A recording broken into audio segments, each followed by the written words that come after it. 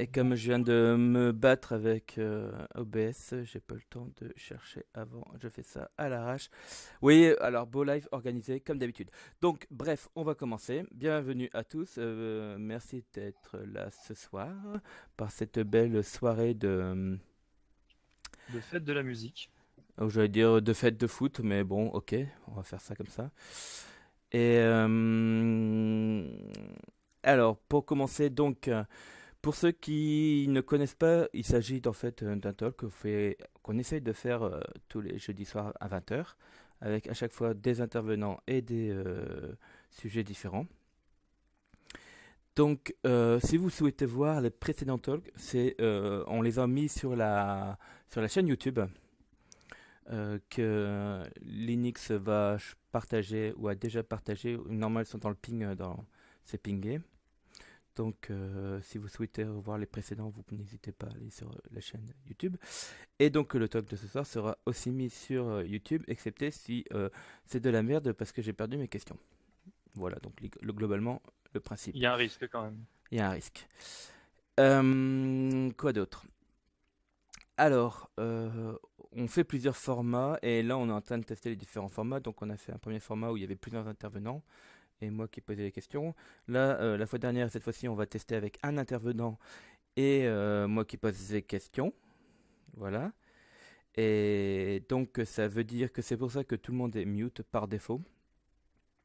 Vous pouvez poser vos questions à l'écrit sur le canal live et on transmettra les questions en test de format sans questions préparées full impro. C'est un peu ça l'idée cette fois-ci. Et voilà. Et donc, la prochaine fois, donc la semaine prochaine, normalement, à 20 heures jeudi, on testera. Qu'est-ce que j'ai fait? Merde, j'ai coupé le micro. Vous m'entendez? Si, si, on t'entend bien. Ok. Et la fois prochaine, donc, on testera le format antenne libre, donc où tout le monde pourra intervenir. On verra comment ça se passe. Et, euh, et le sujet, ce sera donc les formations d'informatique en règle générale. Donc aussi bien les écoles publiques, universitaires, écoles privées, les fausses écoles telles que 42, etc. Voilà, voilà.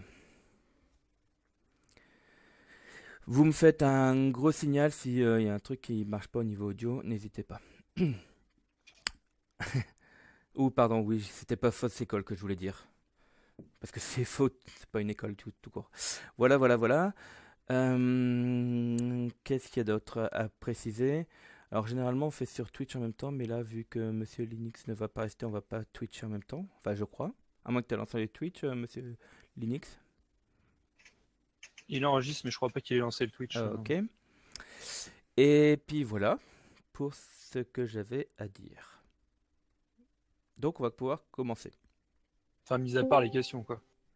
Chut, tout va bien se passer. Quoi d'autre? Alors moi j'ai deux lives en même temps qui se défient. Alors hop, ça il faut que je le mette là comme ça, voilà. Ensuite, donc voilà, donc le talk de ce soir, si vous avez vu l'annonce, ça va concerner en fait tout ce qui va être la qualité logicielle en général, et donc aussi bien qu'est-ce qui fait qu'un logiciel peut merder, qu'est-ce qui fait que comment éviter trouver les problèmes, comment les, les corriger, et puis voilà, tout simplement. Donc c'est un sujet qui n'est pas spécifique à un langage, on va parler plus généralement de ça. Et pour ce soir, donc, nous avons un intervenant de qualité, n'est-ce pas, Monsieur Kaspek, qui va se présenter. Je t'en prie. Donc, moi, c'est Xaspuck ou Alan Blanchard, dans la vraie vie véritable. Et on commence par dire bonjour. Moi, mon boulot, c'est de faire de la vérification formelle, donc mathématique, sur des systèmes critiques. Donc, avant de commencer mon boulot actuel, je travaillais sur des systèmes d'exploitation pour le cloud computing. Euh, donc, on faisait de la preuve sur ces systèmes-là. Donc, c'était des systèmes qui sont utilisés vraiment pour des domaines où on n'a pas envie de perdre des données. Aujourd'hui, il y a un autre domaine dans lequel on n'a pas vraiment envie de perdre des données, c'est l'Internet des objets, même si en réalité, actuellement, la sécurité dans ces systèmes, elle est, pour ainsi dire, inexistante. Et donc mon boulot actuellement, c'est de travailler à rendre les méthodes qui permettent de faire de la preuve sur les systèmes critiques utilisables sur des systèmes qui sont moins coûteux comme des systèmes de l'Internet des objets. Voilà.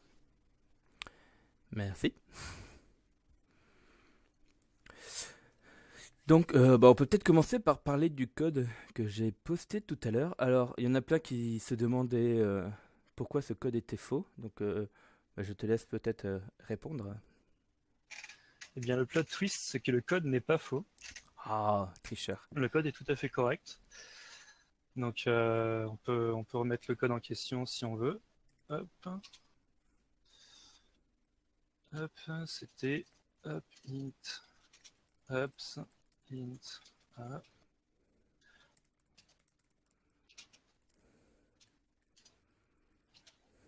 Hop, on ira à 0.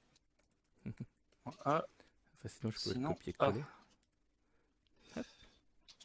Donc ça, c'était le code où on me disait, mais mon Dieu, c'est catastrophique, en fait, il marche pas. Mais en fait, ce code, il est tout à fait correct. Si on veut implémenter une fonction valeur absolue en C, on l'implémentera comme ça. Le problème, c'est que avant de se dire, est-ce que mon code est correct ou pas, on va déjà se demander, mais c'est quoi la spécification de ce code? Parce que avant de se dire est-ce qu'il y a un bug ou pas, il faut déjà se demander ce que fait le code, enfin ce qu'il est censé faire.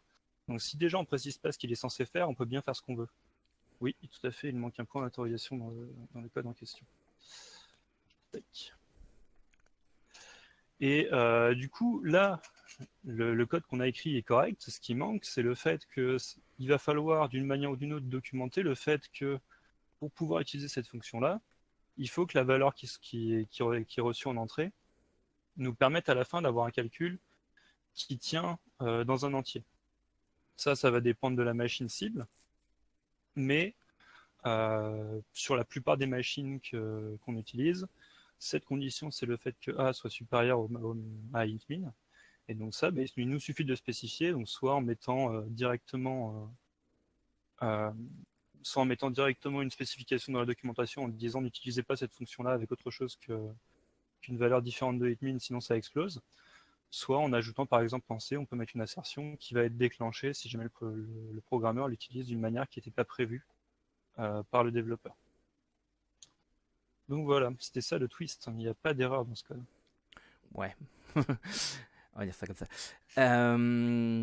En tout cas, la réaction de beaucoup de personnes sur le Discord a été justement de se poser la question quel était le problème avec ce code. Et on est dans une situation en fait où pour savoir qu'il y a une erreur, il faut connaître le problème à l'avance. Plus généralement, quand on a un code, on ne pourra jamais savoir s'il y a des erreurs ou pas. Alors du coup, quelle peut être la stratégie pour gérer un code, pour essayer de trouver un maximum d'erreurs? Qu'est-ce que c'est qu'un code valide et quand est-ce qu'on pourra J'ai dire perdu la moitié de ta phrase, je suis désolé. Merde. Alors, je disais, on va simplifier la question. Comment savoir, comment gérer le fait qu'un code peut contenir des erreurs? Quand est-ce qu'on va considérer qu'un code est suffisamment correct, euh, qu'il contienne ou pas des bugs, puisqu'on ne peut pas tout le temps savoir s'il y a des bugs ou pas. Alors, déjà, il va falloir déjà se poser la question de qu'est-ce que c'est les comportements qu'on attend de notre code. Parce que avant de se demander est-ce que je vais regarder s'il y a des bugs ou pas dans mon code, faut déjà spécifier assez clairement ce qu'on attend de ce code en question. Donc la première étape, généralement, c'est de passer par un cahier des charges qui va nous définir les exigences qu'on va vouloir appliquer sur notre logiciel. Donc là-dedans, on va définir vraiment tous les besoins qu'on cherche à résoudre avec notre programme.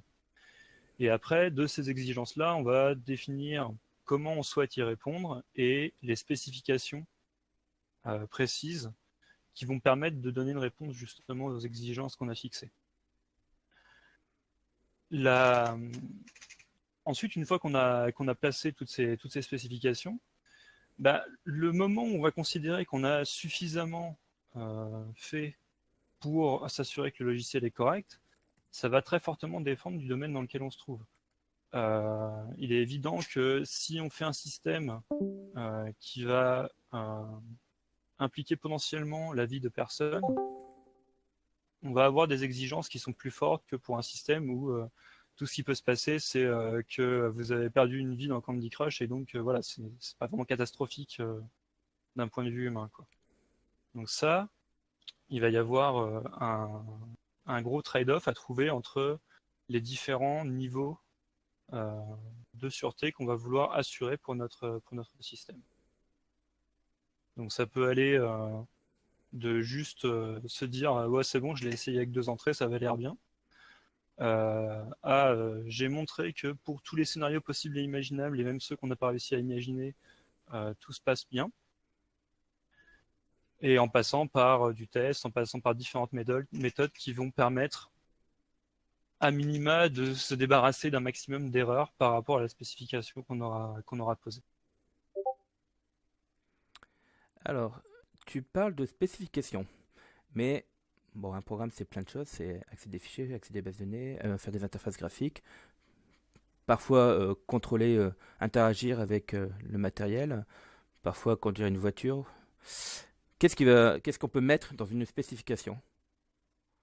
En- Alors ça va assez fortement dépendre du niveau auquel on se trouve dans notre logiciel, j'ai envie de dire. Euh, D'abord, il va falloir se demander est-ce que... alors déjà, il va y avoir une première étape, c'est est-ce que j'ai des outils euh, pour pouvoir exprimer facilement la spécification de mon logiciel. Donc le plus commun, c'est de faire ça textuellement, donc d'écrire en langue naturelle, donc en français ou en anglais ou en whatever, ce qu'on attend du programme, et, euh, et ensuite d'essayer de faire un programme qui répond à ça. Et donc du coup, la, le chemin entre la spécification et le code est relativement long. Inversement, on peut avoir des langages qui sont assez proches euh, de notre langage de programmation, qui va permettre en fait de réduire ce gap-là entre la spécification de ce qu'on attend et le comment je fais ce qu'on attend. Alors après, quoi spécifier, bah, c'est pareil, ça va assez fortement dépendre du système. Mais par exemple, un comportement qu'on a très souvent envie de spécifier, typiquement si on prend un langage comme le C, c'est euh, tous les accès mémoire que je vais réaliser dans mon programme sont faits de manière correcte. J'ai aucun moyen d'accéder à une zone mémoire qui est invalide et qui pourrait potentiellement provoquer des catastrophes. Ça peut être les propriétés de déplacement sur les entiers, ça peut être toutes ces choses-là. Et après, de manière générale, ce qu'on va spécifier surtout, c'est pour tous les éléments finalement de nos programmes, tous les éléments qui calculent des choses, bien quelles sont les propriétés qu'on attend des entrées, et en échange, qu'est-ce que l'on garantit nous en sortie. Donc par exemple, si je prends une calculatrice, ce que je vais spécifier en entrée, c'est ce que je vais donner en entrée, c'est une formule mathématique qui doit être bien formée. Et ce que je vais fournir en sortie, c'est le calcul qui répond le résultat qui correspond à ce calcul à partir de mes entrées. Et donc, ce que je vais pouvoir spécifier, c'est que mon calcul, effectivement, me produit un résultat qui est correct à la fin de l'exécution. Mais c'est très, très, très varié. Ça va dépendre à 100% du système qu'on cherche à qualifier, en fait. Ok. On avait même parlé la dernière fois ensemble euh, que ça pouvait même intervenir au niveau de l'éthique des programmes, avoir un impact sur tout ce qui est éthique. Je sais pas si tu as envie de Alors, détailler ce point. l'impact avec tout ce qui est éthique, il est un peu compliqué. Déjà, c'est encore un domaine des méthodes formelles qui est très très peu exploré. Enfin, moi, si je considère les éléments de preuve, mais c'est vrai que si on regarde par exemple le rapport de Villani sur l'IA qui a été fait récemment, bon, après ce rapport, on en pense un peu ce qu'on veut, mais il y a des choses qui sont assez claires dedans. C'est le fait que dans un monde où on commence à avoir des systèmes automatiques qui vont prendre des décisions qui comportent de l'humain, il faut absolument que les algorithmes se comportent sans avoir de travers éthiques. Par exemple, s'assurer que un système automatisé qui sert à dire si oui ou non vous avez le droit d'avoir un emprunt dans une banque, on a envie qu'il soit à peu près éthique, quoi, qu'ils disent pas ouais ben non vous êtes une femme, vous n'avez pas le droit d'avoir un emprunt.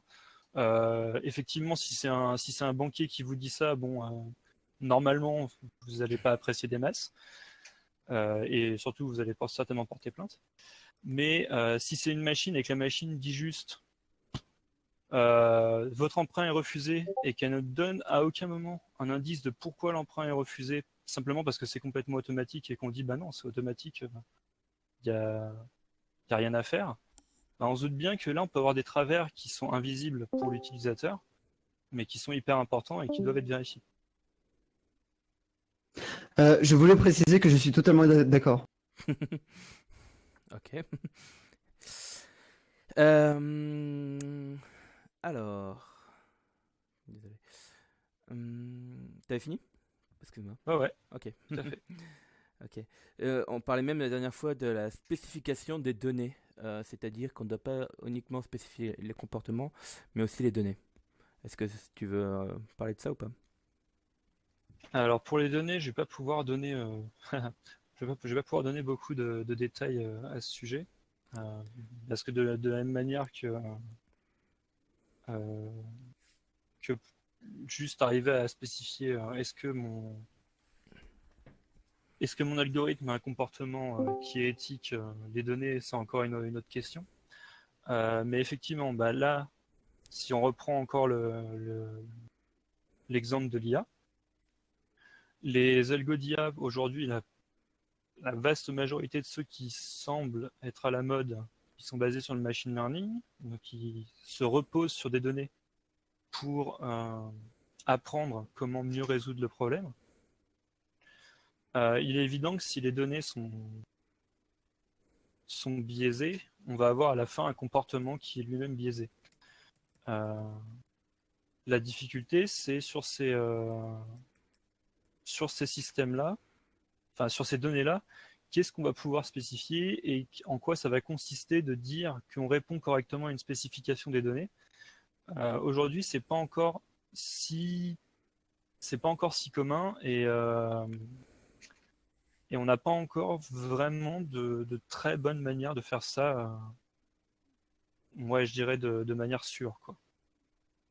Même s'il y a beaucoup de travaux forcément qui sont faits autour de ça. Il y a un mois, j'étais à une conférence où il y avait des gens qui présentaient des systèmes des systèmes automatiques de conduite, même s'ils ils veulent absolument rien dire et prennent ces questions-là au sérieux. Euh, oui, il y a beaucoup de gens qui travaillent là-dessus quand même. Ok. Alors, donc le premier point, donc c'était les spécifications. On va passer maintenant à une première approche pour essayer d'améliorer la qualité des logiciels. Donc la première approche que normalement à peu près tout le monde connaît, c'est les tests. Donc basiquement, on a défini des spécifications, c'est-à-dire le comportement attendu si on fait on entre telle donnée dans le système, on attend tel comportement. Est-ce que par exemple tu pourrais commencer par dire en termes de tests sur le code qu'on avait donné tout à l'heure, bah, quels seraient les tests et exemples de tests qu'on pourrait faire euh, pour, euh, pour essayer de voir si le code qu'on a donné tout à l'heure est valide ou non par rapport aux spécifications. Donc généralement, ce qu'on va essayer de faire sur ces systèmes, sur des petites fonctions comme ça, c'est d'arriver à déclencher quelque part tous les cas qui peuvent potentiellement poser problème. Et de manière assez empirique, dans le logiciel, on sait que les choses qui peuvent poser problème, c'est les valeurs aux limites sur les types de données typiquement numériques, Ça va être euh, les différentes valeurs qui vont permettre ou non de déclencher des conditions. On va vouloir essayer de couvrir un maximum les chemins qui existent dans la fonction en question. Donc typiquement, si on reprend notre petite fonction à valeur absolue, on va vouloir tester une valeur la plus petite possible qui soit compatible avec notre spécification. Donc là, par exemple, on va savoir que c'est pour les machines x86 int min plus 1 pour le minimum, et puis int max pour le maximum. On va vouloir tester le 0 parce que c'est la valeur finalement où les choses commencent à changer. Et puis après, on va vouloir avoir des comportements qui sont en dehors de ces limites-là, et donc on va essayer de mettre des comportements qui sont à la fois dans les deux plages qui correspondent à notre branchement. Donc on va mettre typiquement une valeur positive et une valeur négative. Pour trouver ces différents chemins et en particulier donc ces valeurs qui vont produire des comportements différents, donc les valeurs qui seront intéressantes à tester, est-ce qu'il existe des outils qui font ce travail d'analyse de code et de recherche de chemin? Alors il existe beaucoup de manières de faire. Au niveau outils, alors il va y avoir des fonctions, des objets, des systèmes qui vont être capables de faire du fuzzing, c'est-à-dire qu'ils vont essayer bourrinement de déclencher tous les chemins possibles et imaginables en mettant des valeurs littéralement au hasard dans le système. Donc ça, c'est à peu près le degré zéro de la manière de trouver des chemins, mais en fait, ce qui est intéressant, c'est que ça marche parce que c'est généralement des systèmes qui vont très très vite et qui vont être capables de déclencher plein de bugs dans tous les sens. Et après, il va y avoir des techniques qui vont faire ça de manière plus maligne. Et donc, il va y avoir différents critères de couverture qui vont pouvoir être applicables dans les systèmes. Des critères de couverture de mémoire, il y en a au moins une trentaine qui sont correctement formalisés. Donc, je ne vais pas tous les décrire. Je ne sais plus si j'ai le bouquin sous la main. Je pourrais, je pense, retrouver une référence à ce sujet. Mais il y a des donc pour prendre on va dire les critères les plus connus pour la génération de tests, on va avoir le critère effectivement tous les chemins. Donc tous les chemins, c'est pas si compliqué. Il suffit en fait de dire qu'on va essayer de trouver des valeurs qui vont correspondre à chaque fois à une des deux branches qui correspond à un if ou un while, etc. Et donc en fait, ce qu'on va essayer de faire, c'est trouver des valeurs qui arrivent à chaque fois à déclencher l'un puis l'autre. Et après, en composant forcément toutes ces possibilités pour chacun des chemins qui existent, on va pouvoir comme ça couvrir l'ensemble du code. Et on va être quelque part capable de dire, bah voilà, j'ai toute cette suite de tests, elle est capable de passer par tous les chemins qui existent dans mon code, même si peut-être que je ne couvre pas toutes les possibilités de valeurs qui passent par tous ces chemins-là. Après, il va y avoir des critères qui sont un peu plus compliqués à atteindre. Donc, par exemple, il y a le critère toutes les définitions utilisation. Donc ça, c'est un critère qui est un peu plus compliqué à arriver à atteindre parce qu'en fait, on va essayer de dire, ben non, je vais essayer de trouver tous les chemins qui, à partir de l'affectation d'une variable, vont être capables de me montrer toutes les utilisations qui sont faites de cette affectation-là.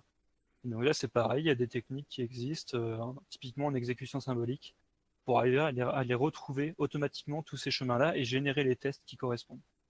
À la main, si la version faire tous les chemins, c'est possible, celle faire toutes les définitions d'utilisation, c'est largement plus compliqué.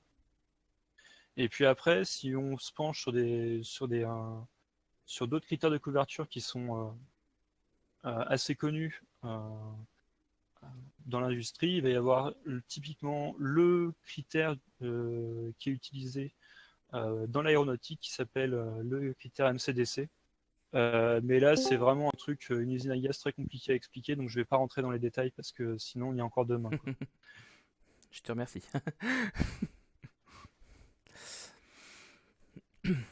Alors,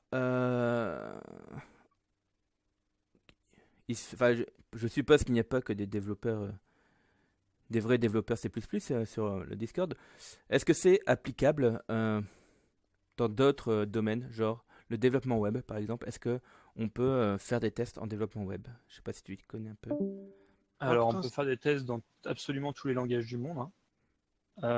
Après, la question, c'est à quel point on va être capable d'automatiser toutes ces choses-là. Je ne suis pas familier des systèmes qui permettent de faire du développement web au jour le jour, mais je serais très surpris qu'il n'existe pas de tests automatisés pour le monde du développement web. J'ai l'impression qu'il y a des gens qui sont très motivés pour mettre des exemples dans le canal. Oui, Euh, Mucha, Selenium. Donc oui, du test, on peut vraiment en faire dans tous les langages, et c'est d'autant plus intéressant qu'en fait, c'est un très bon guide pour arriver à développer les fonctionnalités qu'on cherche à développer. Donc pour ça, on peut renvoyer les gens vers le résumé qu'on a fait d'un livre qui s'appelle Coder proprement de R.C. Martin. Donc c'est le livre qu'on avait présenté dans le club de lecture qui s'était déroulé de décembre à février, si je me souviens bien. Ouais, il y a quelques mois, ouais.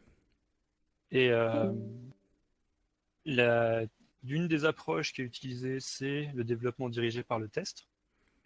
Et le développement dirigé par le test, ce qui est intéressant avec lui, c'est qu'il nous pousse à décrire nos tests avant même de commencer à chercher à implémenter la fonctionnalité. Et juste d'être capable de d'écrire nos tests avant de faire la fonctionnalité, c'est déjà réfléchir à qu'est-ce qu'on attend en fait.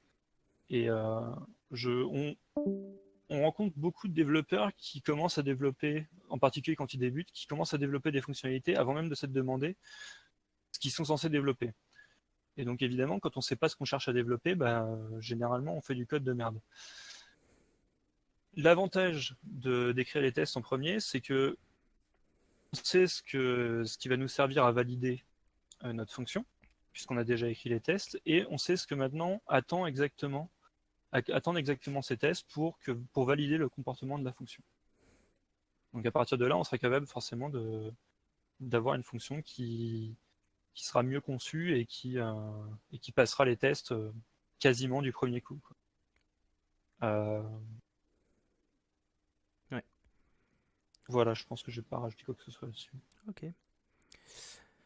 Il y a d'autres domaines qui sont spécifiques et qui peuvent souvent poser des problèmes au niveau de la qualité et des tests. Ça va être par exemple tout ce qui est programmation concurrente, les threads. Est-ce qu'il existe des techniques, des outils spécifiques, des démarches spécifiques pour vérifier la qualité de la programmation concurrente, savoir s'il y a des problèmes spécifiques à ce type de programmation en général? Alors, la programmation concurrente, c'est dur. Dire, faut être clair. Il y a des gens qui vont vous dire non, c'est pas si compliqué que ça. Si, c'est dur. Ça apporte un lot de problèmes qui sont particulièrement imprévisibles et particulièrement désagréables. Oui, en Segawa, c'est dur. Donc, le plus gros problème qu'on va avoir en programmation concurrente, c'est que quand on a deux fonctionnalités indépendantes qui s'exécutent en même temps, mais qui vont potentiellement pouvoir accéder aux mêmes données, c'est que ça devient assez compliqué de savoir qui accède à quoi à quel moment. Et du coup, effectivement, arriver à tester des choses là-dessus, alors que peut-être que dans les 10 millions d'exécutions que vous allez faire, tout va se passer correctement, c'est juste qu'à la 10 millionième et une de plus, il va y avoir une temporisation de 20 millisecondes qui va être faite par le système d'exploitation et qui va vous mettre dedans. Pour arriver à faire des tests là-dessus, c'est tout de suite pas mal la misère. Donc il y a quelques techniques qui permettent de faciliter les choses. Oui, la programmation concurrente, c'est un peu plus général que le threading, l'asynchrone, mais oui, effectivement, c'est ça. Donc les techniques qu'on va pouvoir appliquer là-dessus, c'est d'abord généralement d'essayer de dire je vais mettre plus de threads que j'ai de cœur dans mon système Comme ça, je vais augmenter les chances que le processeur ait besoin d'intervertir les threads entre eux. Et ça va, quelque part, optimiser les chances d'avoir un souci qui se déclenche de lui-même. Et donc, on va essayer d'exécuter les tests sur ces méthodes-là. Ce qu'on va essayer de faire aussi, c'est qu'on va essayer de ralentir ou des threads pour arriver à provoquer des soucis qui n'arriveraient pas dans le cas général. Et après, il y a des techniques qui sont quelque part un peu plus avancées, qui vont être capables de prendre des programmes concurrents et de générer des programmes séquentiels qui ont le même comportement, mais qui le font, mais qui le font en tant que programme séquentiel. Donc en fait, on va exécuter exactement les mêmes instructions, mais on va les exécuter sur un seul code, sur un seul cœur plutôt, et on va être capable finalement, en fait, en essayant de générer plusieurs chemins possibles pour chacun des programmes concurrents, de déclencher finalement tous les problèmes qui seraient susceptibles d'arriver dans ces systèmes concurrents. Mais le test de programmes concurrents est quelque chose de très très compliqué encore aujourd'hui. Ok. Alors, j'avais une question plus spécifique. Enfin, un autre problème qu'on voit aussi souvent, c'est tout ce qui est calcul distribué, les réseaux et tout ça. Mais globalement, ça risque d'être la même chose, la même problématique que la programmation concurrente, c'est-à-dire savoir qui fait quoi et ce qui se passe, a priori. Ou j'ai tort. Alors sur les systèmes distribués, ça dépend de ce que tu veux faire. Moi, Sur rien. les systèmes distribués, en fait, c'est alors attends, je regarde vite fait. Ah, oui. Non, Gawa, je sais pas s'il y a des outils spécifiques pour le message passif. Donc sur les systèmes distribués, ce qu'on va vouloir montrer des fois, c'est en fait ce qu'on va vouloir faire, c'est des tests qui sont quelque part beaucoup plus haut niveau. Et on va pas chercher forcément à aller débugger le petit truc qui se passe dans je sais pas quel système qui compose en fait notre système gigantesque qui est distribué. Et ce qu'on peut faire sur des systèmes distribués sur lesquels on veut prouver des propriétés un peu intéressantes, c'est d'arriver à loguer en fait toutes les actions qui sont faites par tous les systèmes en même temps. Donc on va loguer pendant des heures et des heures. Et ensuite, après, on va utiliser des algos de fouille de données pour essayer de déterminer s'il s'est passé quelque chose qui ne devait pas se passer. Et quelque part, un des avantages des gros systèmes distribués comme ça, c'est qu'en fait, ils vont faire assez souvent les mêmes tâches de manière complètement répétitive. Et ils vont faire ça pendant des heures et des heures. Donc en fait, en faisant ça pendant des heures et des heures, on va être capable, parfois, d'arriver à isoler les cas qui sont problématiques et qu'on veut absolument éviter dans notre système distribué. Donc quand on passe sur des architectures qui sont vraiment beaucoup plus grandes comme ça, en fait, la complexité du système devient tellement élevée qu'on cherche plus vraiment à aller trouver la petite bête, on cherche plutôt à voir ce qui se passe à très grande échelle en fait. Ok. Tu as pas dit s'il existait des outils spécifiques pour ce genre de Alors, choses? des outils spécifiques pour le test, il n'y en a aucun qui me revient là. Ok. Non, c'était juste pour Je savoir. crois qu'il y a des choses qui ont été présentées à la dernière conférence à FADL en France. Tac, Gradle, je suis pas sûr du tout. tac. S'il y a des gens qui veulent regarder des trucs sur le distribué, il me semble qu'il y avait des trucs là-dedans qui ont été faits. Ça permettra au moins d'aller trouver les noms, je pense. Même si je suis plus complètement sûr de moi. Ok. Je suis plus complètement sûr de moi. Euh, Tu parlais un peu plus tôt Alors, toujours dans un domaine spécifique qui peut poser des problèmes en termes de tests, c'est tout ce qui va être interaction avec le monde réel. Donc, tu avais parlé de l'IoT ou de la voiture automatique. Par exemple, pour une voiture automatique, comment on peut tester le matériel, on peut tester le logiciel, comment on teste le tout groupé, comment savoir si notre voiture, quel que soit ce que fait les bêtises faites par le conducteur, comment on peut tester que le système va toujours se comporter comme on l'attend? Là actuellement, Ce qui est un peu triste, c'est qu'on teste pas des masses en fait. Ça fait un peu peur, mais on teste pas des masses. Alors sur ces systèmes-là, ce qui semble être couramment fait, c'est d'exécuter tout ça dans des simulateurs en fait. J'ai tombé sur un travail qui était assez rigolo, où il y avait des gens qui utilisaient le dernier GTA, je crois, pour faire du test euh, de voitures autonomes. Si on cherche ça. De mémoire, c'était ça. Voilà. Alors, je suis désolé, j'ai pris le premier lien, donc il faudra trouver des liens plus intéressants, là, c'est jeuxvideo.com. Hein. Troll. Ce qui est assez rigolo, c'est effectivement que quand tu as un environnement qui est comme celui-là et où finalement bah, tu as des routes, tu as des piétons qui traversent, des choses comme ça, bah, il te suffit finalement de brancher ton IA sur ton véhicule. Et puis c'est bon, tu as un simulateur géant dans lequel tu peux faire fonctionner ta voiture et voir comment elle se comporte.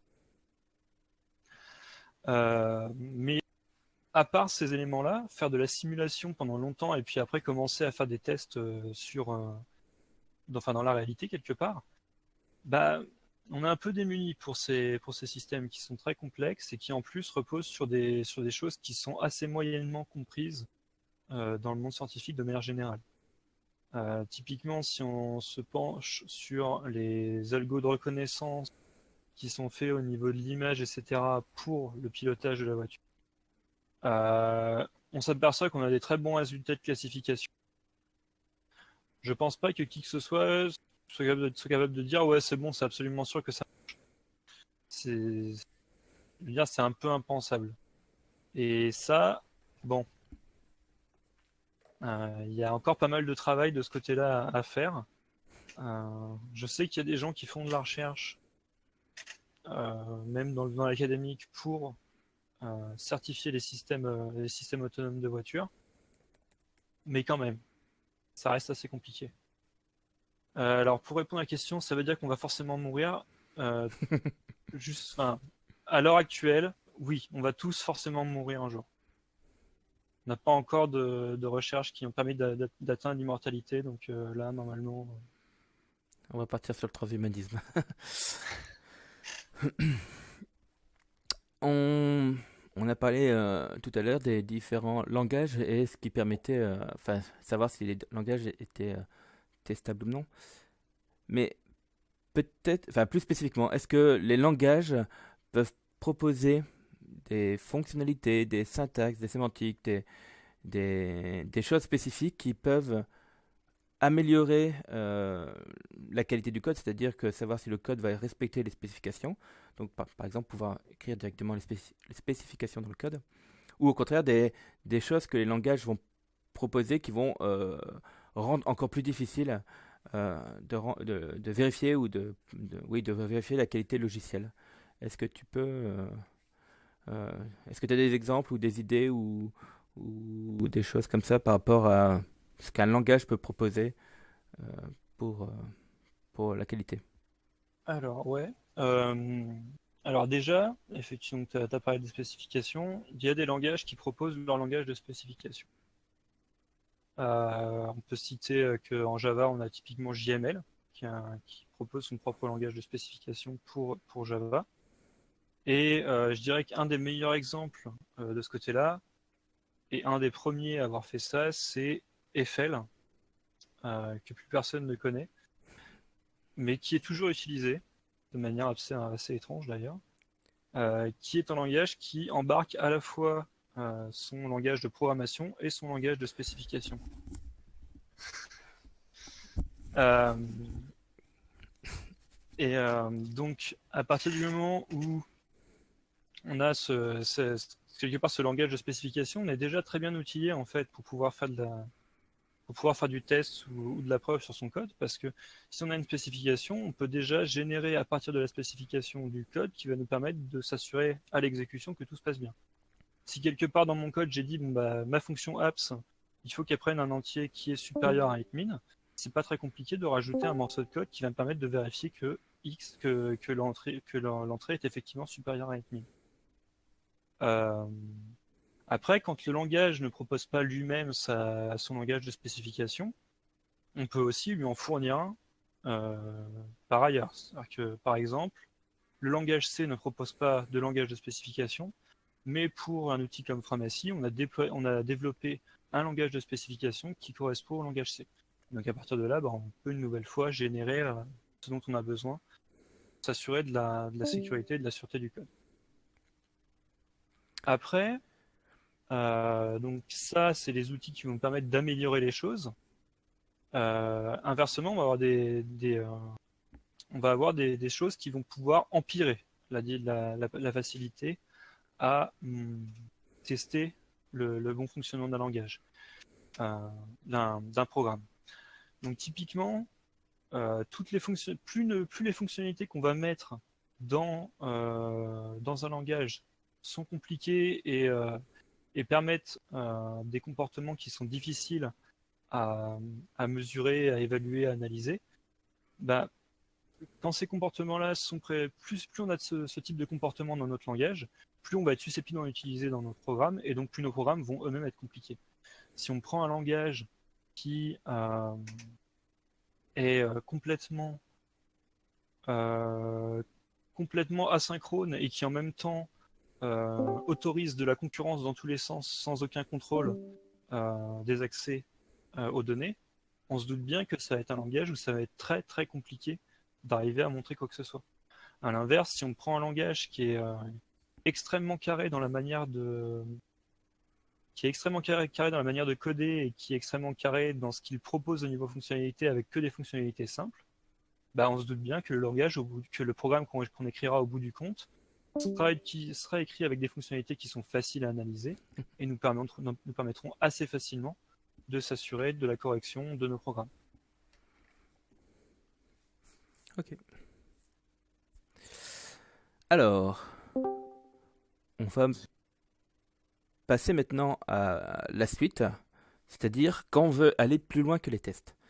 Donc les tests, le problématique c'est qu'il faut, on peut pas tout tester et il faut écrire des tests qui vont, si on connaît pas un problème, on peut pas le tester. Donc évidemment, on teste que les choses qu'on pense qui peuvent poser problème. Pour aller plus loin, il y a une solution, c'est, je te laisse continuer. Ah, il y a plein de solutions.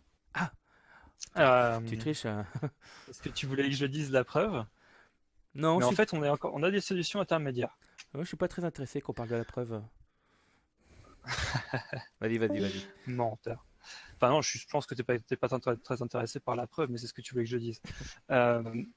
Donc, il y a plein vraiment de manières en fait d'aller plus loin que le test, sans nécessairement aller jusqu'à la preuve, même si j'en parlerai après. Donc d'abord, ce qu'on va avoir, c'est des techniques qui sont appelées des techniques d'exécution symbolique. Ces techniques-là, en fait, ce qu'elles vont dire, c'est qu'elles vont prendre les valeurs d'entrée des programmes. Donc typiquement, elles vont prendre les variables qui servent à recevoir les inputs. Et elles vont, au lieu de calculer directement, comme le ferait la machine, à partir de vraies valeurs, elles vont calculer à partir des entrées qui sont des noms des variables, en fait. C'est-à-dire que, par exemple, si A devait valoir 5, mais qu'elle peut valoir n'importe quelle autre valeur, plutôt que de calculer avec ce 5, je vais calculer directement avec A comme on fera en maths. Et donc on va pouvoir comme ça exécuter notre programme, ce qu'on appelle une exécution avec les symboles, donc une exécution symbolique. Donc on va pouvoir couvrir beaucoup plus de cas. C'est juste qu'il y a des moments où par exemple on va arriver sur une boucle, et là la boucle on ne saura pas nécessairement combien de fois il faut qu'on l'exécute. Et donc là c'est là qu'on va essayer de trouver des valeurs qui sont concrètes cette fois-ci. Donc par exemple, si on a réussi à apprendre que A, c'est une valeur qui est comprise entre, je sais pas moi, 0 et 100, on va se dire que un des meilleurs moyens de couvrir un maximum de cas, c'est de dire, maintenant, je vais considérer que A, il vaut 100, et de continuer l'exécution comme si de rien n'était. On va pas tout couvrir, parce qu'on aura pris une valeur à ce moment-là, mais on va quand même être capable de couvrir beaucoup de cas différents à ces endroits-là du programme. Donc ça, c'est une technique possible. Après, on va avoir des techniques dites de model checking. Dans ces techniques-là, ce qu'elles vont essayer de faire, c'est qu'elles vont construire un automate. Alors, je vais très très grossièrement, mais elles vont construire un genre d'automate à partir de de notre programme. Donc on va avoir différents nœuds qui vont correspondre aux différents états du programme. Et on va relier ces nœuds avec les opérations qui sont effectuées à chaque fois. Et après, on va avoir des outils qui vont être capables d'explorer ces nœuds-là complètement exhaustivement pour aller détecter des endroits où il y a des violations de propriété. Et donc là, c'est pareil, on va être capable de couvrir très fortement notre programme, mais ça va nous coûter beaucoup de temps, parce que forcément, il y a énormément de possibilités dans l'exécution d'un programme. Et une nouvelle fois, on ne pourra pas être vraiment complet, parce qu'on sera obligé de faire des approximations à un moment ou à un autre. Et finalement, effectivement, on peut aller se pencher sur les questions de preuve. Et là, c'est pareil, de la preuve, on peut en faire à plein de niveaux différents. On peut partir de preuves relativement simples. On va juste essayer de prouver que, par exemple, si on prend le cas du langage C, on ne va pas avoir d'accès hors borne dans les tableaux, on ne va pas avoir de dépassement de pied.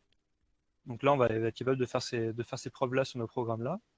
Et puis après, ce qu'on va pouvoir, c'est encore pousser la preuve beaucoup plus loin en disant maintenant, je ne vais pas seulement montrer qu'il n'y a pas d'erreur d'exécution au sens du langage C, mais montrer aussi qu'il n'y a pas d'erreur d'exécution par rapport à ce que moi je veux de mon programme. Et donc ça veut dire qu'il va falloir que je spécifie mon programme et que je fasse après ce qu'on appelle une preuve que le programme est correct. Donc c'est-à-dire qu'on va prendre la spécification de notre programme. Donc on va avoir les propriétés des entrées, les propriétés qu'on attend des sorties. Et par rapport à ce que fait le code, on va avoir différentes règles de logique mathématique qui vont nous expliquer comment on prend chacune des propriétés, qu'on les transforme progressivement pour atteindre, pour calculer finalement les propriétés des sorties de notre programme et vérifier que les propriétés qu'on calcule sont effectivement celles qu'on attend. Et du coup, ça, c'est un travail qui est beaucoup plus long que ce qu'on pourrait faire par exemple avec du test. Ok. Il y a des outils pour faire ça spécifiquement, ou des langages? Alors, pour l'exécution symbolique, il y en a vraiment beaucoup. Je ne suis pas un spécialiste, mais je sais qu'il existe l'outil Binsec qui est fait par le CEA et qui permet de faire de l'exécution symbolique sur des exécutables. C'est-à-dire que là, on va prendre directement l'exécutable du programme et on va essayer de déterminer ce qu'il fait parce qu'on n'a pas le code, par exemple, et donc on va essayer de déterminer ce qui se passe dans cet exécutable-là. On va avoir dans ces outils-là, on va avoir PassCrawler, qui est un outil qui permet de faire ça sur du langage C et qui, lui, va utiliser cette exécution symbolique pour générer des tests ensuite. On va avoir des outils pour le model checking. On va avoir quoi? On va avoir le plus célèbre, c'est Spin, qui est un model checker qui est lui assez généraliste. Et après, il va y avoir différents outils qui vont permettre de transformer par exemple un langage de programmation de données vers le langage d'entrée du modèle checker Spin. Dans les modèles checker, on va avoir quoi d'autre? On va avoir Cubicle, on va avoir... j'ai pas trop d'autres noms en tête. Non, ça c'est pas un modèle checker. Voilà, je pense que pour les modèles checker, je vais pouvoir en donner... Ah, exact, oui. Comme dit Styloshin, il y a Upal, effectivement. Et Tiny, je le connais pas. Et après, si on se penche sur la preuve, dans la preuve, alors là, j'en connais un peu plus. Pour le langage C, on va trouver VCC, on va trouver Verifast, on va trouver Framassi. Pour des langages comme Java, on va avoir Verifast qui permet aussi de faire de la preuve sur du Java. On va avoir Key, qui est un prover pour le langage Java. Pour le C Sharp, je crois que Infer fait le boulot. Infer qui est capable de traiter aussi C et C++ de mémoire. Donc Infer, pour ceux qui ne connaissent pas, c'est un outil qui est fait par Facebook. Et puis après le Graal quelque part de la preuve, c'est le langage Coq, donc, qui nous permet à la fois de réaliser le programme et la preuve qui va avec, et ensuite de compiler vers du OCaml et avoir un fichier exécutable au bout du compte qu'on a réussi à prouver. Mais Je, je sens là, un j'ai manque fait vraiment un d'objectivité. tour très très rapide parce qu'il y en a vraiment beaucoup, beaucoup des outils de ce genre-là. J'ai cru que tu n'allais pas parler de coq. Alors, est-ce que j'ai encore d'autres questions ou pas? Est-ce qu'il y a d'autres choses que toi tu aimerais parler ou pas sur la preuve pour aller plus loin? Euh, Bah, je dirais que les méthodes formelles, donc les outils qui permettent de faire typiquement de la preuve sur les systèmes, d'abord il faut savoir que c'est pas des outils qui sont juste des outils académiques ou juste utilisés par la NASA. J'ai forward un tweet, je crois, ce matin sur le canal général. Euh, voilà, hop, j'ai récupéré le lien. Les outils de preuve ils sont utilisés dans la réalité. C'est-à-dire que si par exemple on prend rien qu'en France, on a un compilateur qui est entièrement prouvé pour le langage C, qui a été réalisé avec le langage Coq. Et ce compilateur, ce qu'il arrive à décrocher comme performance, c'est des performances qui sont proches de GCC en compilation en O2. Donc c'est pas des compilateurs qui font en plus du code de merde, c'est des codes qui génèrent du code c'est des compilateurs qui génèrent du code qui est très performant. Euh, on va avoir la ligne 14 du métro de Paris qui a entièrement été formalisée et prouvée avec l'atelier B. On va avoir les systèmes de la 380 qui sont prouvés en partie avec Astray et avec Fluctuate, et qui, pour certains éléments du système, sont prouvés en utilisant un outil qui s'appelle Caveat, qui est l'ancêtre de Framacy. Euh, donc ça c'est pour la France au niveau des trucs vraiment qui sont peut-être les plus gros chez nous, mais qui sont. Tiens, on a une très bonne question, j'y répondrai après avoir terminé avec tout ça. Euh, On va avoir plein d'outils qui sont utilisés par EDF, qui sont utilisés par Areva, qui sont utilisés par diverses sociétés qui font de la crypto. Donc je pense à Thales, à toutes ces sociétés qui ont besoin vraiment de systèmes qui sont très, très, très efficaces et très bien protégés. Et alors après, si on regarde carrément dans le monde, alors là, j'ai juste plus assez de doigts pour compter parce que euh, c'est pas compliqué. À chaque conférence où je vais, il y a en moyenne une quarantaine de talks. Dans cette quarantaine de talks, en général, il y en a au minimum une vingtaine qui sont sur des use cases, donc des utilisations réelles de, des systèmes, et qui sont qui sont utilisés au jour le jour. À chaque conférence où j'ai pu aller, je suis jamais retombé 2 fois sur le même système. À part le système SEL4 parce que eux, ils sont vraiment incroyables. C'est des gens qui ont réussi à prouver un système d'exploitation. C'est juste génial. Mais donc voilà, c'est pour dire que ça, c'est juste ce que j'ai réussi à voir dans le peu de conférences que j'ai pu faire, et c'est juste ce qui est allé jusqu'aux conférences, ce qui est pas ce qui a été. Enfin, il y a typiquement beaucoup d'outils qui sont prouvés et utilisés au jour le jour, qui sont pas présentés en conférence. Donc les méthodes formelles, c'est quelque chose qui est vraiment utilisé. Et les critiques qui sont souvent faites sur les outils formels, c'est de dire non, mais ça, de toute façon, c'est vraiment beaucoup trop compliqué et ça marchera jamais. Bon, c'est compliqué, certes, mais c'est pas si incroyablement compliqué au regard de la sûreté que ça arrive à nous faire acquérir en échange. Et ensuite, dire que ça marchera jamais, c'est juste pas vrai. Ça marche. Utilisé dans des vrais systèmes. Et s'il y a des gens qui sont capables de prouver du code de fusée avec, bah, peut-être que nous aussi, on est capable de prouver des choses avec ces systèmes-là. Évidemment, ça demande des efforts. Alors par contre, il y a une très bonne question de Pitch Ouais. Pitch qui nous demande, mais du coup, est-ce que c'est infaillible la preuve? Il y a Corentin qui répond, par définition, oui. Et moi, je vais répondre par définition, non. Troll. Je suis désolé. Euh, alors, il y a plusieurs points qui sont importants à comprendre. Le premier, et qui est de loin le plus important, c'est que la preuve...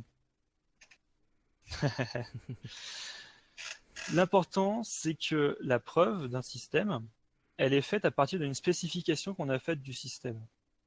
Et il n'y a absolument rien qui nous dit que la spécification est correcte. D'accord? On a été capable de transformer le texte qui disait je veux ça dans mon système en une spécification. Mais il n'y a rien qui nous dit que sur le chemin de cette transformation, personne n'a fait d'erreur. D'accord? Donc si par exemple quelqu'un à un endroit a vu une phrase écrite qui disait telle valeur devrait être à faux à tel moment du programme et que hop, faute d'inattention, il dit telle valeur devrait être vraie dans le programme, bah, il a changé la spécification et on s'en est pas forcément aperçu, d'accord? Et donc forcément, bah, si on prouve un programme derrière par-dessus ça, on aura prouvé qu'il répond à la spécification, mais sauf que la spécification n'était pas bonne. Donc après, il va y avoir tout un yo-yo, il va falloir essayer de trouver le moment où ça a merdé et qu'il va falloir corriger ces éléments-là. Ensuite, la deuxième étape, c'est bien de comprendre que donc on a fait une spécification, on a commencé à faire notre preuve avec l'outil, etc. Mais il n'y a rien qui nous dit nécessairement que l'outil est parfait. D'accord? Dans tous les outils, il y a un certain morceau de code auquel on essaie de faire confiance parce qu'on n'est pas capable de le prouver, d'accord? On va toujours partir sur quelques suppositions à propos de propriétés qui sont vraies dans les systèmes. Donc le tout, c'est de s'assurer que ce nombre de suppositions est pas trop gros, de manière à éviter justement ce genre de mauvaise surprise. Mais dans les systèmes, effectivement, il y a toujours la possibilité que dans notre système de preuve, on ait des erreurs quelque part. Quand on conçoit ces systèmes-là, ce qu'on fait, c'est qu'on essaie de s'assurer que les erreurs, si elles apparaissent toujours dans le bon sens. C'est-à-dire qu'on préfère que l'outil nous dise non quand on cherche à montrer une propriété alors qu'en fait elle est vraie, plutôt qu'ils nous disent oui à une propriété où en fait elle n'est pas vraie. Parce que du coup, ce serait beaucoup plus catastrophique. Donc ce qu'on essaie toujours, c'est d'avoir des outils qui vont au pire, s'ils échouent, ils vont échouer dans un sens qui va nous empêcher de faire la preuve et pas l'inverse. Parce que quand le système échoue dans le sens où il nous dit que le système est complètement safe alors qu'en fait il ne l'est pas, là c'est catastrophique. Donc ça, c'est ce qu'on essaie de faire. Et donc du coup, nos outils sont pas parfaits, mais quelque part, maintenant, la probabilité que vous ayez un bug dans votre système, c'est la probabilité qu'il y ait un bug dans le système à un endroit particulier, multiplié par la probabilité qu'il y ait un bug dans votre outil qui a été déclenché et qui vous ait permis de montrer que le système est correct alors qu'il ne l'est pas. Donc quelque part, on réduit la probabilité qu'un bug arrive à passer les mailles du filet. Ensuite, il y a une toute dernière étape, c'est le fait qu'une fois qu'on a réalisé la preuve de notre système, il faut encore qu'on prenne le système en question, donc le code qu'on a écrit, et qu'on le transporte vers du code machine.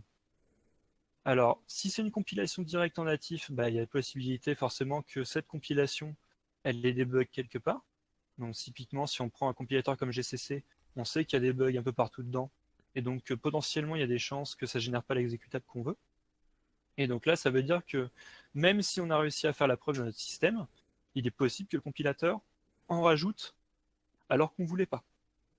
Et donc là, bah c'est pareil. Il y a différentes techniques qui vont permettre de s'assurer que même si le compilateur arrive à faire, produit éventuellement des conneries, on va être capable de remonter les informations au niveau du code source pour arriver à trouver l'endroit où il s'est passé quelque chose qui n'était pas bon. Et alors après, si on est carrément sur les langages qui vont s'exécuter dans des machines virtuelles qui elles-mêmes sont exécutées par le système d'exploitation, qui ensuite lui-même a été compilé par un compilateur qui n'est pas nécessairement correct, ben on se doute bien que même si on a prouvé notre système et que notre système est bien correct, bah, peut-être qu'il y a quelqu'un qui merde sur le chemin et que en fait, même si nous on fait correctement notre travail, bah, il y a quelqu'un d'autre quelque part qui est en train de tout casser ce qu'on a fait. Donc après, tout ça, c'est vraiment une question de faire confiance à une certaine chaîne d'outils qui vont passer sur le code et grosso modo faire tout ce qu'on peut de notre côté pour s'assurer que ça se passe bien. Comme ça, si d'autres rajoutent des erreurs par-dessus les nôtres, au moins il n'y aura que leurs erreurs à eux à traiter, et les nôtres, c'est déjà fait, quoi.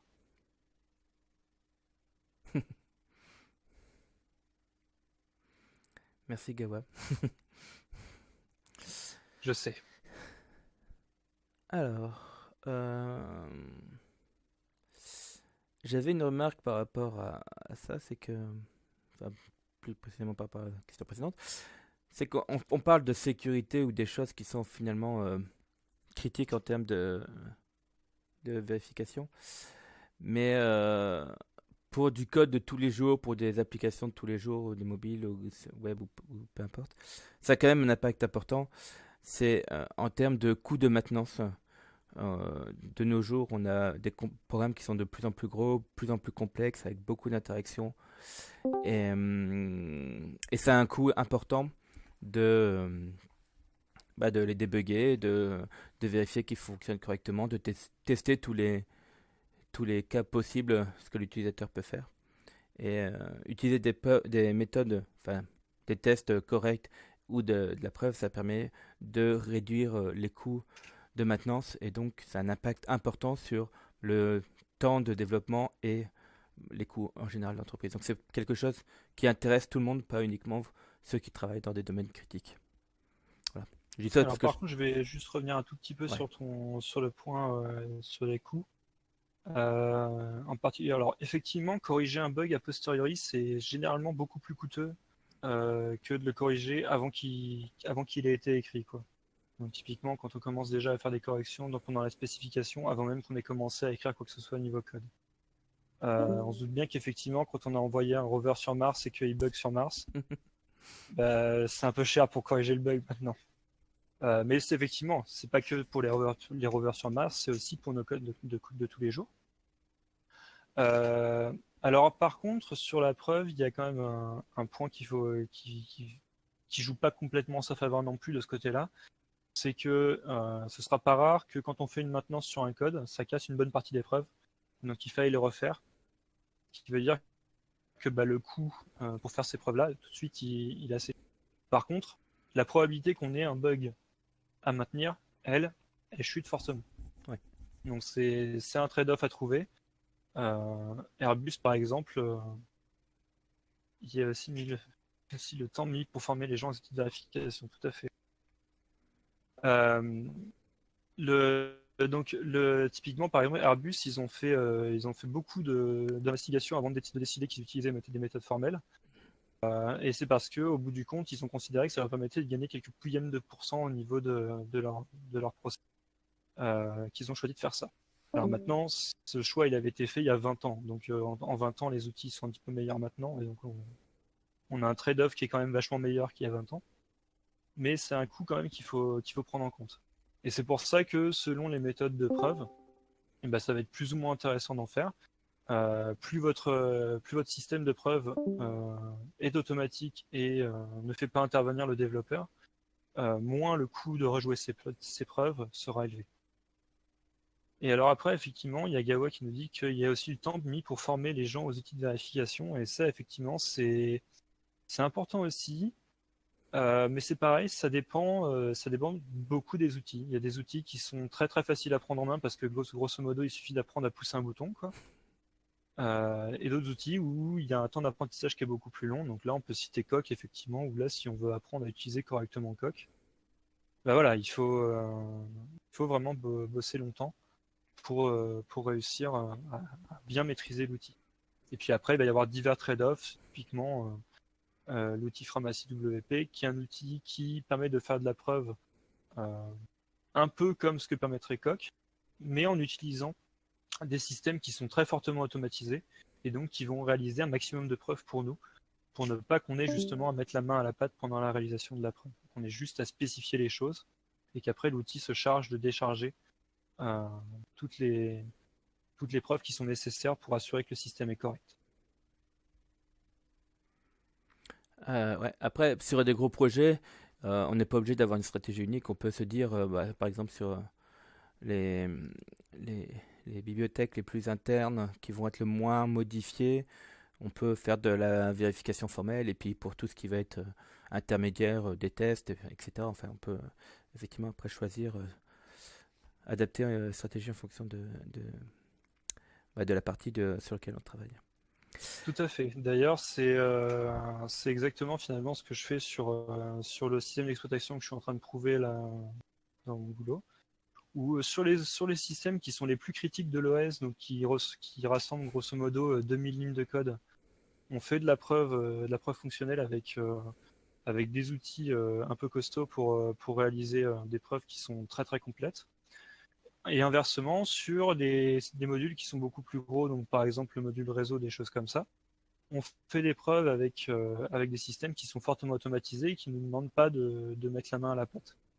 Et finalement, il y a encore le troisième niveau de tout ça, c'est de dire, bon, bah maintenant que j'ai réussi à quelque part montrer qu'il n'y a pas beaucoup d'alarmes dans mon code, bah pour le peu d'alarmes qui reste, je demande à un outil de me générer des contre-mesures dans mon code qui vont, en fonction de la criticité de l'alarme, décider ou pas d'une action à réaliser. Donc typiquement, s'il y a un petit dépassement sur les entiers, bon, bah, l'outil, ce qu'il va dire, c'est bon, bah, tant pis pour le dépassement, fais juste un log pour dire qu'il y a eu un dépassement à cet endroit-là.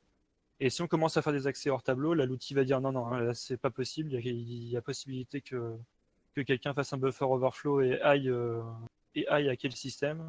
Là, de question, on crache le système et on dit stop. Et donc voilà, c'est à partir de là, à partir du moment où on a des outils qui nous permettent de faire différents niveaux euh, de sûreté dans notre système, et ben on applique les trade-offs là où c'est important et là où c'est intéressant.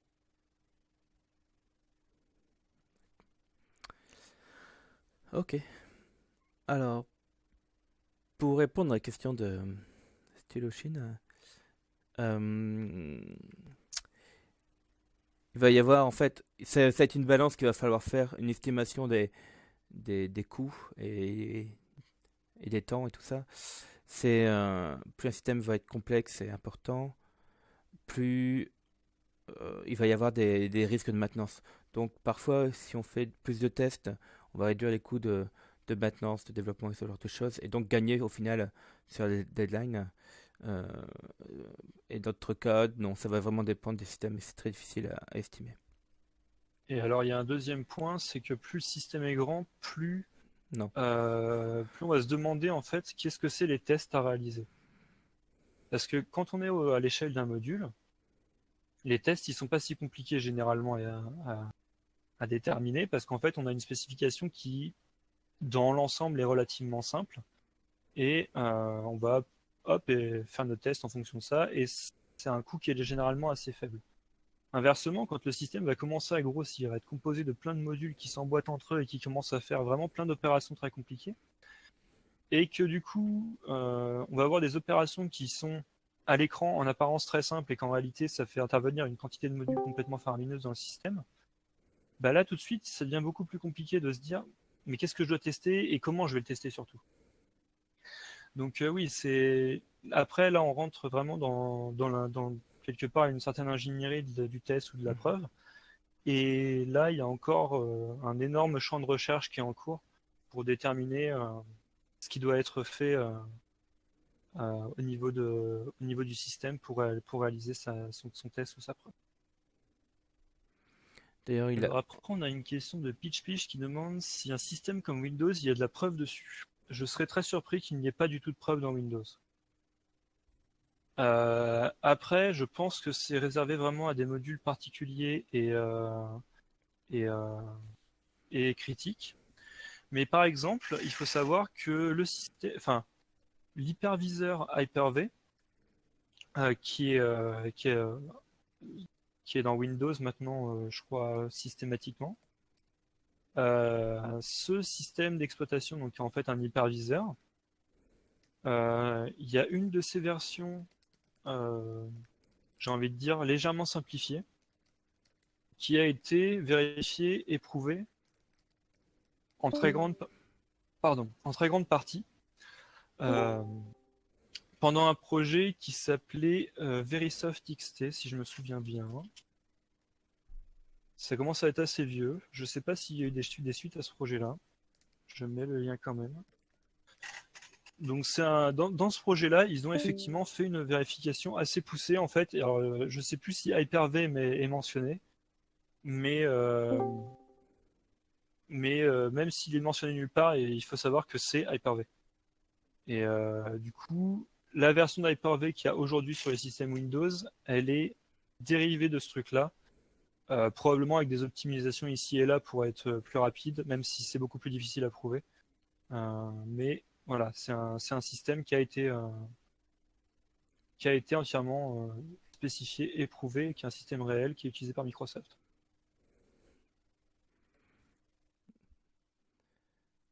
Ok. Qu'est-ce que tu as d'autres choses à rajouter? Bah, éventuellement, pour ceux qui sont intéressés par essayer de jouer avec des outils de preuve, vous pouvez aller voir mon tuto sur Zest de Savoir qui introduit en fait ces idées-là sur le langage C. Donc, si vous voulez vous essayer à ces petites techniques, vous pouvez essayer de parcourir le tutoriel. S'il y a des choses qui sont trop compliquées, n'hésitez pas à me mettre, à m'envoyer un petit mail sur la bêta. Ah, par contre, j'ai pas mis le bon lien. Mais qui parle? J'arrive pas à Alors voir. voilà. Donc, on va prendre la version en ligne. Voilà, ce sera mieux. Donc, si jamais il y a des choses qui sont pas trop compréhensibles, vous n'hésitez pas à m'envoyer un petit mail, puis j'essaierai d'améliorer les choses au niveau du tutoriel pour que ce soit plus compréhensible. Et il faut savoir que je travaille assez activement en ce moment à rajouter de nouvelles choses dans le tutoriel, mais je manque légèrement de temps. Mais voilà, le but de ce tuto, c'est vraiment que ce soit assez facile à prendre en main. Alors, c'est quoi le plus grand défi actuellement en vérification? Le temps de calcul. Plus que le temps, ce serait la précision. En fait, la plus grosse difficulté, c'est ça, c'est vraiment d'arriver à avoir une précision dans les preuves qui permettent en fait d'avoir des propriétés qui sont à la fois suffisantes pour être déchargées automatiquement par des outils de vérification et qui sont en même temps suffisamment détaillées pour effectivement correspondre à la sémantique du programme. Alors effectivement, il y a une part de temps de calcul. Oula. Même si en fait les méthodes heuristiques sont assez efficaces pour résoudre typiquement des formules SAT et des choses comme ça. Mais je dirais que le plus dur aujourd'hui, c'est vraiment d'atteindre un bon niveau de précision plus que du temps de vérification. Et après, pour les outils qui sont plus manuels, c'est pas tant le temps de calcul, c'est le temps de preuve, enfin de travail humain finalement. Le temps passé à rédiger du code qui va permettre de réaliser la preuve. En coq, c'est la plus grosse partie du boulot. Et si par exemple on prend un cas comme le système SEL4, qui lui a été prouvé en Isabelle, pour 10 000 lignes de C, aujourd'hui il y a à peu près 290 000 lignes de code Isabelle pour faire la preuve, qui fait qu'en fait ça demande un boulot qui est assez conséquent quand même.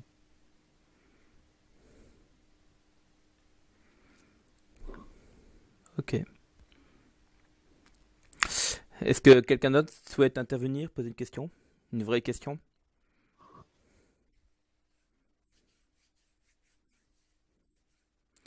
Gawa en train d'écrire. Il y a Jack aussi. Vous pouvez intervenir en vocal, hein. Si vous n'avez pas le vocal, vous pouvez demander qu'on vous démute. Sachant que si c'est pour dire des conneries, vous serez ban comme les autres. J'ai pas ban, j'ai expulsé. Moi j'ai ban.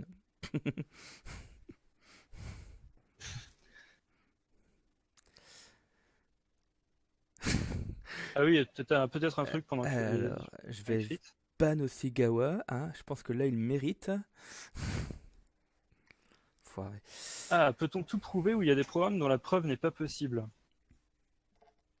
Alors, c'est une très vaste question. Euh, la barrière à laquelle tu vas te heurter le plus souvent, c'est ta capacité plutôt que de me prouver, c'est déjà ta capacité à spécifier des choses. Être capable de spécifier ton programme en lui-même, ça va souvent être la première barrière que tu vas devoir abattre. Ensuite, il va falloir être capable de réaliser la preuve, et effectivement, là, pour des programmes qui sont corrects et,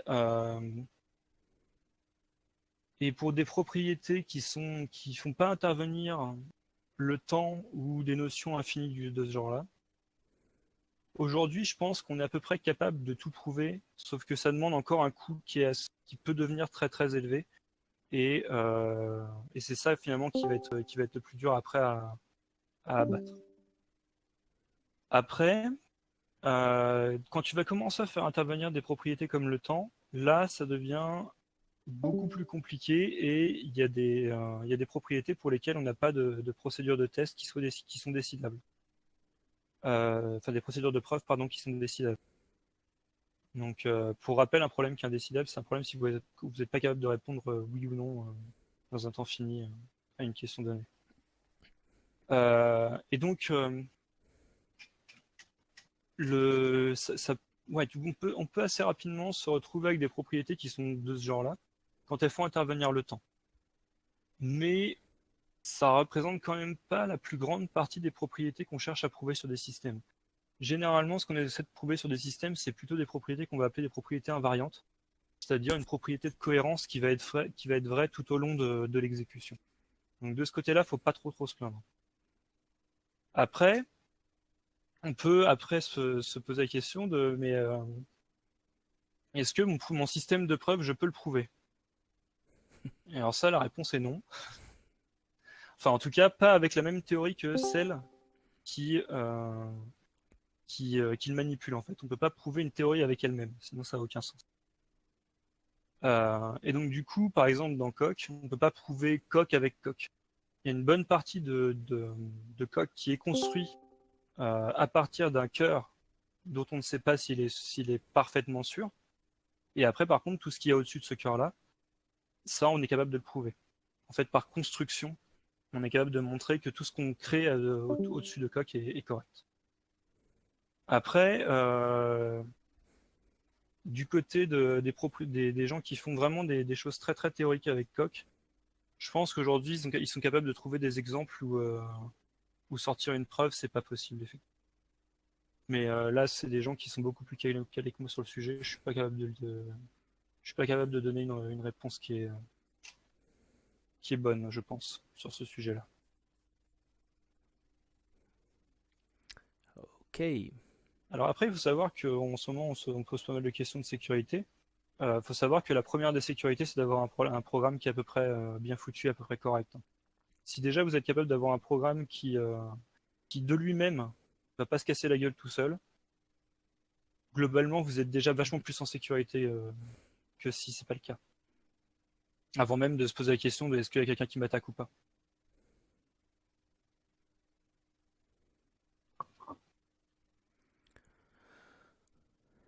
Est-ce que d'autres personnes souhaitent poser des questions? Est-ce que tu as autre chose à ajouter, Kaspek? Non, moi j'ai fait le tour. Ok. Bah du coup, le live va être plus court que d'habitude parce que j'ai pas préparé mes questions comme d'hab. Mais voilà. Mais bah très bien. Bah merci beaucoup de ton intervention. Et Merci pour l'invitation. ouais. Et J'étais pas loin. t'étais pas loin. Et donc voilà. J'espère que ça vous a plu. On va donc la semaine prochaine, 20h jeudi, pour parler des formations, des écoles et tout ça. On va essayer quand même de faire cadrer les choses pour éviter que ça parte en live.